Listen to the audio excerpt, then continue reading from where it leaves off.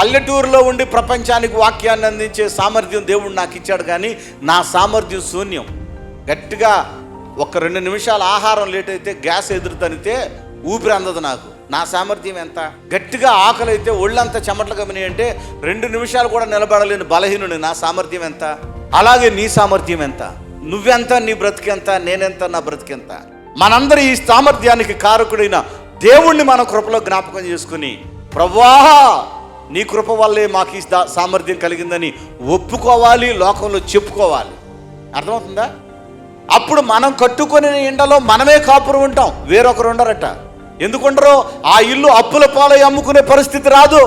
ఈరోజు చూడండి, బ్యాంకులకు వెళ్ళండి, ఎన్ని ఇల్లు ఎలా వేస్తున్నారో చూడండి. వీధుల్లో తిరగండి, ఎన్ని ఇళ్లకి ఈ ఇల్లు అమ్మబడిన బోర్డులు ఉంటాయో చూడండి. చాలా ఇళ్ళు, నెంబర్ ఆఫ్ ఇళ్ళు. కారణం ఏంటి తెలుసా? దేవుడే ఇచ్చాడు కానీ దేవుడిని కనపరచలేని కుటుంబాలు ఈ కుటుంబాలు. దేవుడే ఆశీర్వదించాడు కానీ ఇది దేవుని దయ వల్ల కలిగిందని చెప్పుకోలేని కుటుంబాలు.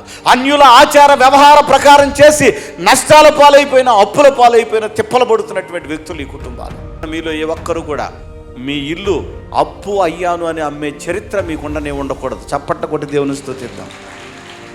నువ్వు ఉగ్రత పాలవడానికి పిలువబడాలా, నువ్వు దీవెన కొరకు పిలువబడ్డావు. ఆమె చెప్పు గట్టిగా.